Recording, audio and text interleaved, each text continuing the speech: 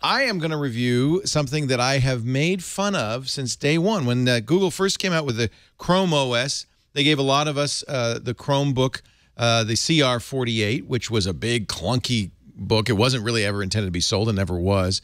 The idea being give journalists a chance to look at the idea of a Chrome OS. What is Chrome OS? Well, it's an operating system based on Google Chrome, and really, that's all it is. It's the Chrome browser, any plugins you can run on the Chrome browser, and nowadays that's quite a few apps, but it's still somewhat limited because it can't run. It's not like Windows or Macintosh. You can't just run arbitrary applications. They all have to be Chrome plugins. This is the top Chromebook until recently when the Pixel came out. The Samsung Chromebook, $250, which is a very good price. This one you're seeing here has 3G networking built in, so it's another $80. But what do you get for $250 or $320, $330? Well, you get an 11-inch screen. It's only 1366 by 768. It's matte, VGA webcam, not very high quality. It's fairly light. The whole device weighs just under 3 pounds. 2 gigs of RAM, 16 gig built-in drive. There are a couple of ports on the back, a USB 2 port and a USB 3 port, which is kind of funny because the Pixel doesn't have USB 3. It also has an HDMI port, which means you could hook it up to a big screen TV if you wanted to watch movies via the Chromebook. And you get a few other things along with this, including 100 gigabytes of Google Drive cloud storage for 2 years, 12 free sessions of GoGo in-flight internet. So if you're on an airplane that has GoGo, you can use this. And because this one is not just Wi-Fi, it also has 3G, it's going to be pretty much always connected. It uses the Verizon 3G network. You get 100 megabytes a month of Verizon. That's not very much, but you can pay for more. Price range, we just looked, is about the same as on the iPad, up to $30. I'm sorry, up to $50 a month for 3 gigs. It's, I mean, 100 megabytes isn't going to get you very far, so you probably, if you want to use this on 3G, will be paying extra per month. What do you really get? You get a netbook. This is a netbook, an ARM-based netbook. It's based on a dual-core processor from Samsung called the Exynos. You'll find that in kind of low-end cell phones these days. But that's enough processing power for doing what you want to do with this. In fact, you can even play games. Look, I was playing earlier. I was playing Plants vs. Zombies. Let's get back to the game. And one of the things you'll notice is the sound is quite loud. That's the speakers on the bottom, left and right. And they really are quite good. So let me just get some sun. We're going to shoot some zombies. The game isn't full screen, but maybe if I paid for it, it would be. This is the free version of Plants vs. Zombies available in the web store. And there is quite a big web store available. Let's close this out, and I'll give you a little bit of a tour of the web store. Notice, by the way, the new Chrome OS kind of pretends to be a real operating system by putting icons in a taskbar down here. But every time I use this, I always want to minimize the browser, get it out of the way, see what's out here. And while, yes, there is a desktop picture, there's nothing else. Really, it is a browser-based operating system. And that's the thing to think about when you take a look at Chromebooks. That could be good or bad. In the recent Ponium competition where they put all the OSs up in front of hackers and paid them big bucks to crack it, this was the only operating system that wasn't cracked. So what you have here is a very secure device for surfing the net. Let's visit the web store briefly, and you'll see there's a ton of content and applications you can run on here.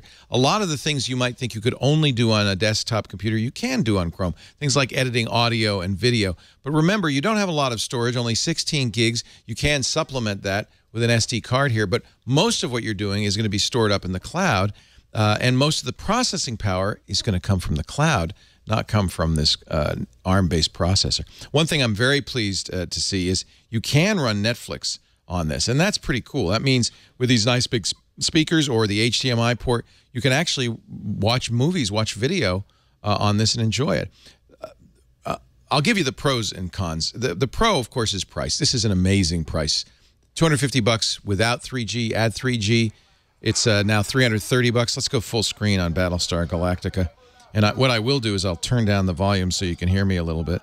But I mean, that's pretty cool that I can do this, right? And on a Wi-Fi network, this very fast, very snappy.